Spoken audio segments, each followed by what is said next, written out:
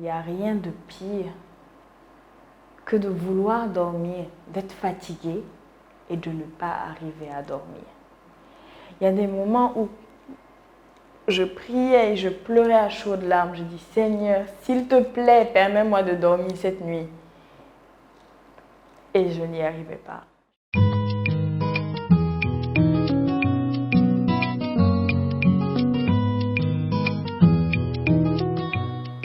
Bonjour, Wassamiria vous souhaite la bienvenue dans cette vidéo où nous allons parler aujourd'hui de dépression. Et nous avons la chance d'avoir avec nous aujourd'hui une jeune dame qui a accepté de nous parler de son parcours. Donc, je vais la laisser se présenter. Bonjour, je m'appelle Rabo Ariane et je suis pâtissière. J'ai fait des études en marketing et gestion commerciale et ensuite j'ai fait un master en gestion de projet pour terminer par un CAP pâtissier et une formation professionnelle en pâtisserie créative.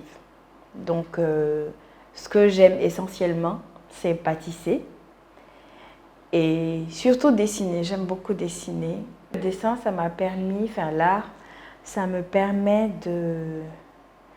d'exprimer toutes mes émotions. Donc, que ce soit de la colère, que ce soit de la joie, ça, je ne sais pas comment vous expliquer. C'est comme s'il y avait plein d'images dans mon cerveau et j'ai telle idée. Et du coup, je me dis, bon, voilà, sur un gâteau par exemple, je peux faire ça. Et ensuite faire ça. Et faire ça. Ou sinon, je me retrouve avec tellement d'idées qu'après c'est difficile. Et le dessin m'a beaucoup aidé. Le dessin et la peinture à me canaliser. Et à faire de moi une personne patiente. Parce que c'était pas... J'aimais dessiner avant, mais je ne savais pas que c'était en moi. Et il n'y a pas très longtemps, je me suis remise au dessin et là, je me suis rendu compte que c'était quelque chose vraiment qui me faisait énormément de bien. Et chaque fois que je dessine, je suis apaisée. Je ne sais pas comment décrire la sensation de bien-être qui m'anime durant ces moments-là. Donc, voilà à peu près ce que j'aime faire. Merci. Donc, la première question que j'aurais à vous poser, comment vous avez découvert que vous étiez dépressive, que vous aviez une dépression? J'ai découvert la dépression quand j'avais du mal à dormir. Donc, j'ai commencé par avoir des insomnies à répétition. Malgré les médicaments que les docteurs me donnaient, j'avais vraiment beaucoup de mal à dormir.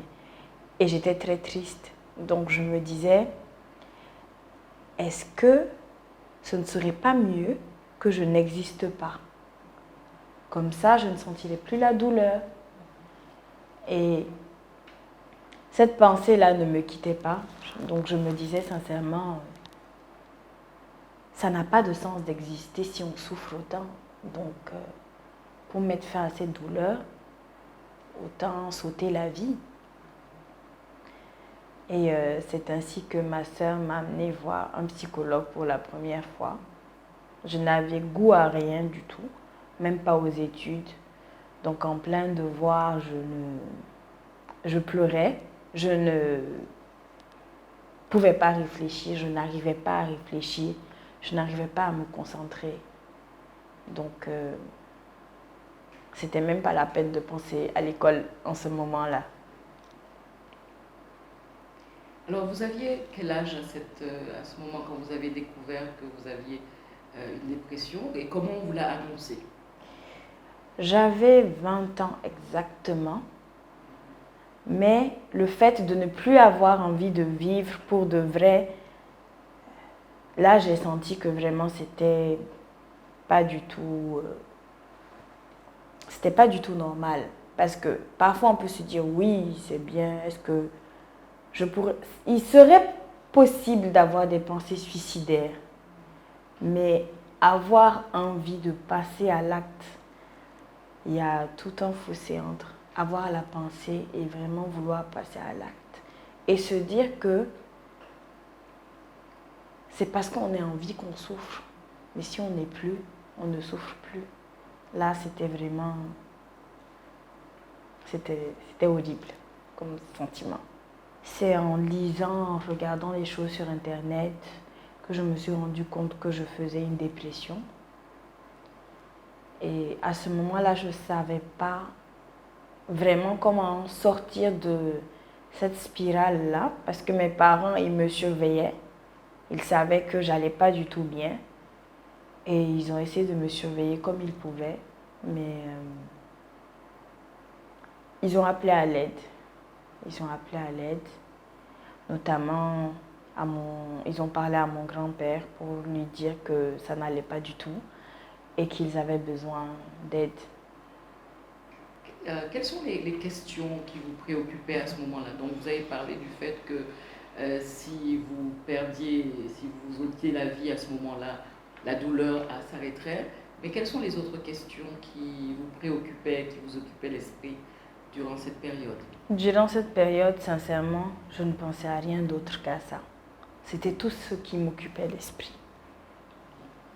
Alors, quelles sont les différentes étapes? Donc, de ce moment où vous découvrez que vous êtes dépressive, que vous êtes dans une situation émotionnelle très, très difficile, quelles sont, de ce moment-là à aujourd'hui, quelles sont les étapes que vous avez à franchir, que vous avez franchies? Alors, à partir de ce moment-là, où j'ai découvert que je faisais une dépression, j'ai d'abord essayé de retrouver le sommeil, chose qui a été très difficile. Et même encore maintenant, j'ai encore un peu du mal à trouver facilement le sommeil. Et ensuite, il y a eu la prise de poids. Donc, je n'avais pas fait le lien entre la prise de poids et la dépression, mais c'est réel. Donc, après la prise de poids, forcément, on perd confiance en soi. On n'a plus envie de se montrer, on n'a plus envie de sortir, on n'a pas envie de voir ses amis. Donc, on veut juste se cacher parce qu'on a honte de soi-même. Donc, ça, c'était l'étape suivante. Et après, il y a le fait de perdre totalement confiance en toutes ses capacités, donc même en son intelligence, de douter de son intelligence. Et quand on arrive à douter de son intelligence, ben on devient bête. Parce qu'on n'a pas assez confiance, du coup on se dit, je ne peux pas faire ça. Et en se disant, on ne peut pas faire ça, on ne peut vraiment pas faire ça. Et c'est ce que j'ai vécu parce qu'avant, j'étais vraiment une élève brillante. Et pendant un moment, je me sentais comme un légume. C'est vraiment comme si je n'avais rien dans la tête. Et après, ça a été... Cette étape-là a beaucoup duré. Donc après ça, j'ai décidé de me reprendre en main. Et là, je suis allée voir une nutritionniste pour perdre du poids parce que je me disais qu'en perdant du poids, j'allais retrouver la confiance que j'avais en moi. Et avant de la voir, j'avais perdu une vingtaine de kilos. J'étais motivée, j'avais mal au dos, je me suis dit là c'est le moment ou jamais. Et j'avais réussi à perdre du poids par moi-même. Sauf que ce poids est revenu rapidement. Et pendant la courte période où j'avais réussi à perdre du poids, j'avais retrouvé la confiance en moi. Et ça se voyait. Et ça m'aidait au quotidien. Mais après, les kilos sont revenus. Et là, j'ai décidé de ne pas les laisser s'installer. Donc, je suis allée voir la nutritionniste. Et on a essayé 1 mois, 2 mois, 3 mois. Et les choses ne bougeaient pas vraiment. Pourtant, je respectais ce qu'elle me demandait de faire.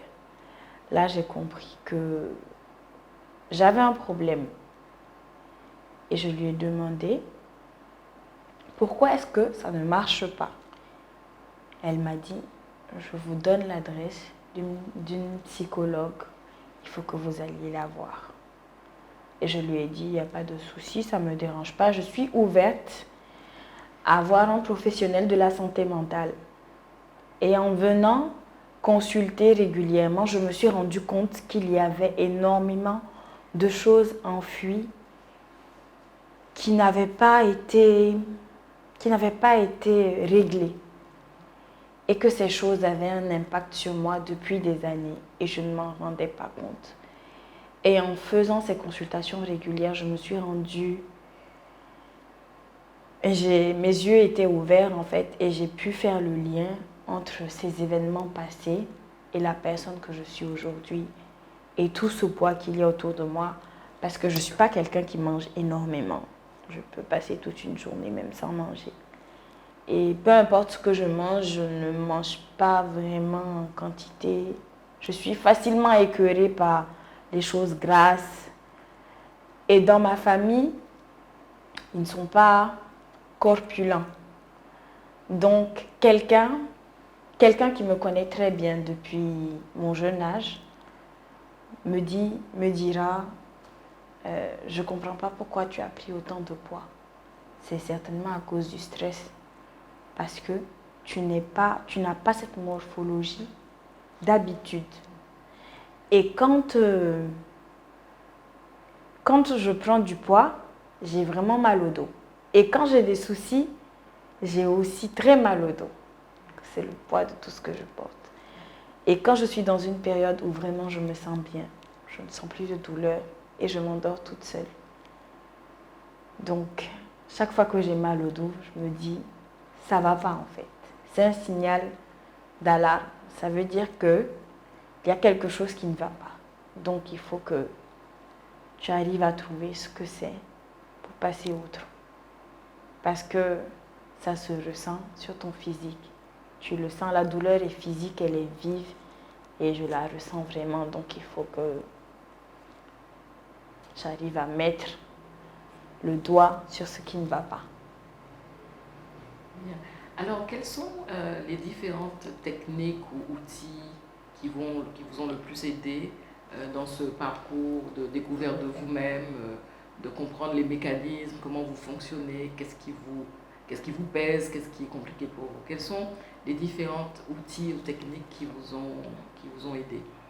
La respiration abdominale, le décompte, quand il y a une situation qui me frustre ou que la personne qui est en face de moi me dit des choses que je n'aimerais pas entendre, que je commence à compter ou à décompter pour ne pas me focaliser sur ce que cette personne dit.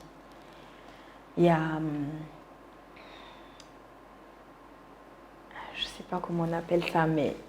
L'EFT, les tapotements. Voilà, oui, les tapotements. L'acupression. Exactement, donc l'acupression.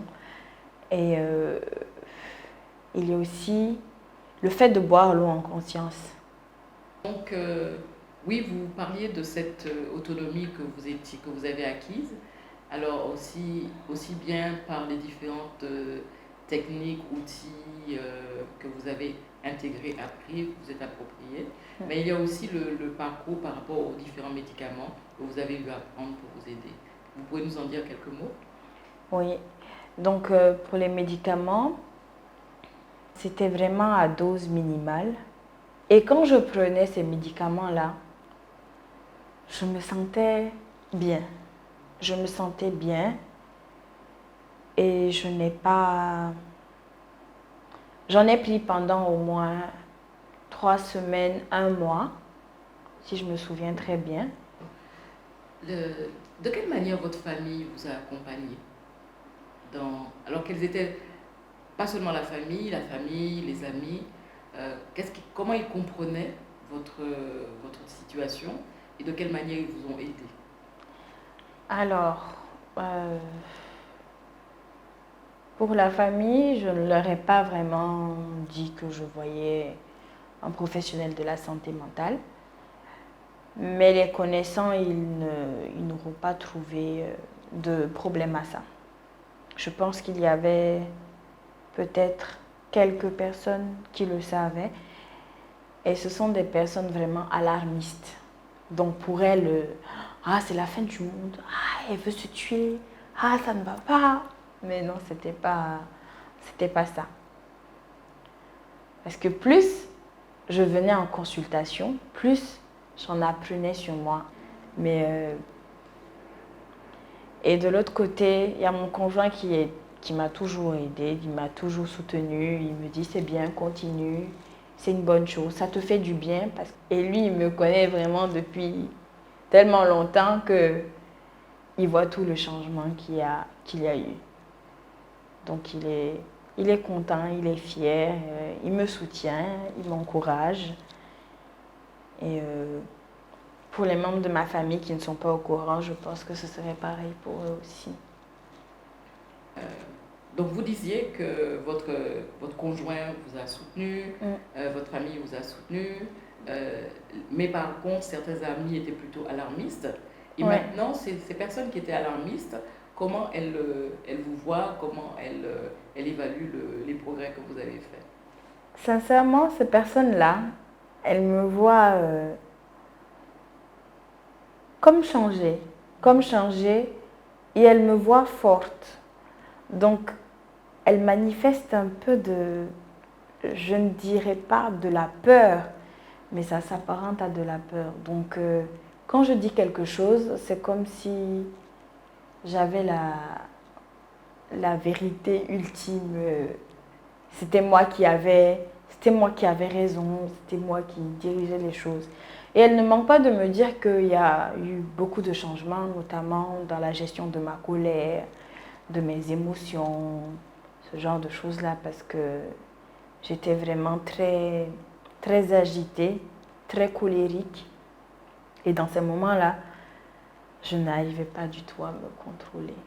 Donc aujourd'hui, de voir que ces personnes-là s'adressent à moi et que j'ai une réaction passive, bah, ça les effraie. Ça les effraie et fait qu'elles ne sont plus dans la provocation, par exemple, ou dans les petits pics. Elles sont plutôt respectueuses et je dirais même admiratives.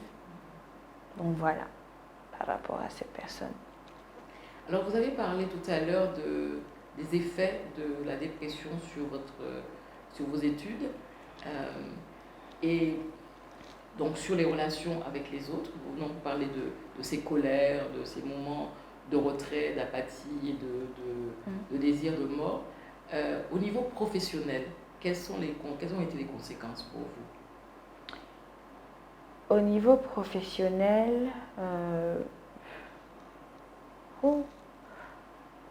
je crois qu'il y a eu une baisse de production parce que je ressentais le poids de tout ça sur mon corps. Donc j'étais extrêmement fatiguée.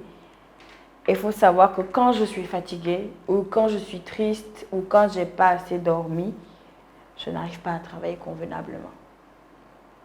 Donc une baisse de production et ça n'a fait que me mettre encore plus mal parce que j'étais encore plus fatiguée. Bien, vous avez parlé tout à l'heure de votre parcours et là vous avez choisi d'exercer votre passion. Oui.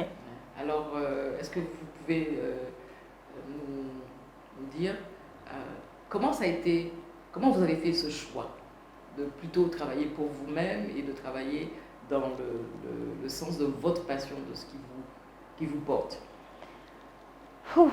Je pense que je ne saurais même pas dire parce que je ne savais pas quoi faire de ma vie après le bac et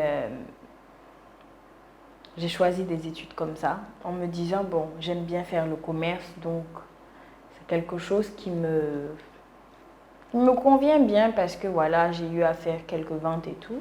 Donc je me disais pourquoi pas faire du marketing et de la gestion commerciale. Mais après, quelqu'un banalement m'a dit pourquoi tu ne ferais pas pâtisserie? Et j'y avais pas pensé. Et un jour, quand je suis allée faire des courses J'ai vu différentes tailles de moules. Et quand j'ai vu ça, je me suis dit, il faut que j'essaie un gâteau à étage. Et là, c'était dans ma tête, il faut que j'essaie un gâteau à étage. Et c'est parti de là. Et je me suis dit, bah, les études, c'est vraiment pour avoir un diplôme. Donc, à partir de ce moment-là, je me suis dit, je fais les études pour au moins dire que j'ai tel niveau scolaire, mais je ne vais pas m'arrêter là, je vais continuer à pâtisser. Donc, c'était vraiment très clair dès le début. Vous dites, je vais continuer à pâtisser, ce qui veut dire que la passion de la pâtisserie, c'est quelque chose qui vous tenait, quelque chose que vous aviez depuis longtemps, n'est-ce pas? Oui, depuis que j'ai 8 ans. Oui, depuis que j'ai 8 ans. Donc, depuis que j'ai 8 ans aussi, je fais des gâteaux que je vendais, des petits gâteaux à 100 francs, 50 francs, des petites madeleines, chaque vacances. Donc, je me suis rendu compte après que c'était pas récent, c'était vraiment depuis l'enfance. Et je suis épanouie dedans parce que même quand je prends un congé, au bout de 2 jours, ben, j'ai envie de faire de nouveaux trucs, j'ai envie de tester, j'ai envie de laisser parler mon imagination. Donc ça m'ennuie beaucoup de prendre un congé. Je m'ennuie pendant les congés, je ne sais pas quoi faire, je me tourne les pouces. Donc du coup, je finis toujours par pâtisser. Alors, durant tout ce parcours, quels ont été les plus grands obstacles pour vous? Du moment où vous avez appris, compris qu'il s'agissait de dépression, et maintenant, quels ont été les différents obstacles? Les plus grands obstacles pour moi, enfin le plus grand pour moi, c'était de dormir. Je pense qu'il n'y a rien de pire que de vouloir dormir, d'être fatigué et de ne pas arriver à dormir. Il y a des moments où je priais et je pleurais à chaudes larmes. Je dis, Seigneur, s'il te plaît, permets-moi de dormir cette nuit. Et je n'y arrivais pas. Je n'y arrivais pas. J'étais fatiguée. Je devais me lever très tôt le matin. Et là, c'était impossible. C'était infernal.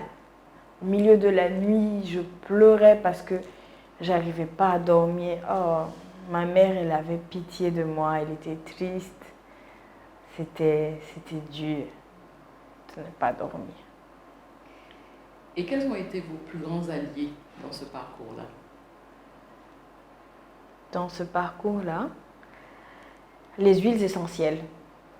Donc les huiles essentielles et les exercices de respiration abdominale. Surtout les huiles essentielles.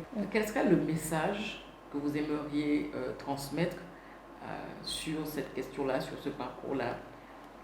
Quel est le message que vous aimeriez transmettre?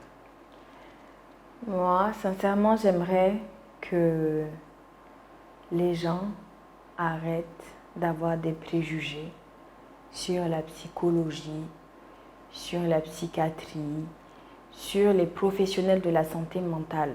Ils ne sont pas là pour nous aliéner, ils ne sont pas là pour nous donner juste des médicaments qui vont nous droguer, nous mettre dans des états de joie, de bonheur. Non, ils sont vraiment là pour nous écouter et nous aider. Parce que c'est vraiment très important de se faire accompagner quand on ne se sent plus bien dans sa peau, dans son corps, dans son esprit surtout. Et il ne faut pas banaliser. Donc il ne faut pas banaliser le fait d'avoir une envie de mettre fin à ses jours, une envie de ne plus souffrir et de ne penser que la seule solution qu'il y a, c'est de ne plus exister. Donc il ne faut pas banaliser ces choses-là. Il y a des petits signaux qui peuvent alarmer l'intéressé, comme notamment le fait de ne plus dormir, le fait de beaucoup réfléchir, de ne plus être concentré, de ne plus arriver à faire ce qu'on arrivait à faire auparavant. Il y a plein de petits signes qu'il ne faut pas du tout négliger. La peur, par exemple, ça fait partie des signaux de la dépression selon moi. Parce qu'avant, j'étais vraiment quelqu'un de très courageux. Je n'avais peur de rien et puis je me lançais dans tout et n'importe quoi. Et même après avoir eu mon permis, au moment de passer le permis, j'avais très peur.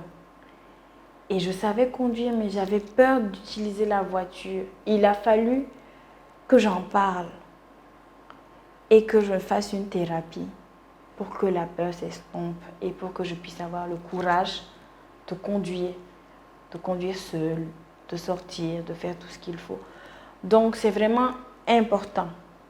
Il ne faut pas du tout négliger ça. Bien, alors, si vous aviez aujourd'hui pas de limite financière, pas de limite sociale, qu'est-ce que vous aimeriez faire? Enseigner la psychologie dans les écoles. À partir de la maternelle même. Voilà. Enseigner aux enfants la psychologie. Parce que même en milieu scolaire, c'est compliqué pour certains enfants qui sont sujets aux harcèlements. Et ça peut avoir un impact sur un enfant durant toute sa vie s'il n'est pas pris en charge. Et je pense que la base, c'est dès qu'on est tout petit, qu'on nous apprenne ce qu'il faut, ce qu'il ne faut pas, comment apprendre à gérer certaines situations. Donc si j'étais la présidente de ce pays, j'allais obliger la psychologie dès la maternelle. Donc comme ça, on allait découvrir les personnalités, les caractéristiques de chaque enfant et savoir comment les orienter pour l'avenir. Et ça permettrait aussi de savoir comment est-ce qu'ils vivent et dans quel environnement est-ce qu'ils grandissent pour les préparer à leur vie future adulte. Quel serait le message que vous avez pour l'entourage? Le rôle de l'entourage dans l'accompagnement d'une personne dépressive ou qui a un autre problème d'ordre de santé mentale? D'accord. Le rôle de l'entourage, ce serait surtout de ne pas dire à cette personne-là, tu n'as rien, tu te fais des idées, tu te fais des films, c'est la dépression, c'est pour les blancs, c'est la chose à ne surtout pas faire. Il faudrait que l'entourage accompagne cette personne-là durant ces moments difficiles et même quand tout va bien, parce que tout peut aller bien sur le coup et la minute d'après, la personne, elle se cache et elle est dans un état second. Donc il faudrait que l'entourage soit attentif et qu'il puisse prendre rapidement cette personne-là en charge pour éviter tout danger, tout dégât. J'aimerais vous demander aussi, de manière plus globale, pour tous les personnels de la santé, de manière générale, quel pourrait être le message que vous aimeriez diffuser au personnel de la santé? Au personnel de la santé, j'aimerais simplement leur dire merci. Merci d'exister, merci d'avoir choisi ce métier-là parce que nous avons besoin d'eux. Et heureusement qu'ils sont là pour nous parce que sinon, on s'en sortirait vraiment très difficilement. Bien, merci beaucoup. Je vous en prie. Vraiment, c'était très important que vous acceptiez de répondre à ces questions. Ce n'était pas évident à visage découvert, en montrant qui vous êtes, ce que vous faites. Donc, nous apprécions beaucoup que vous ayez accepté de nous parler de votre parcours, de nous parler de ce que vous avez vécu. Et je pense que ça sera très utile aux différentes personnes qui vont nous écouter. Parce que même si nous, en tant que professionnels, nous exposons, nous parlons d'un point de vue technique des choses qui concernent la santé mentale, il est extrêmement important que quelqu'un qui ait vécu les choses de l'intérieur puisse dire aux autres, voilà ce que j'ai vécu et voilà comment j'ai pu surmonter tout ça. Et donc nous apprécions vraiment beaucoup votre contribution. Non, je vous en prie. C'est un plaisir pour moi et si ça peut aider beaucoup de personnes, c'est le plus important. Merci.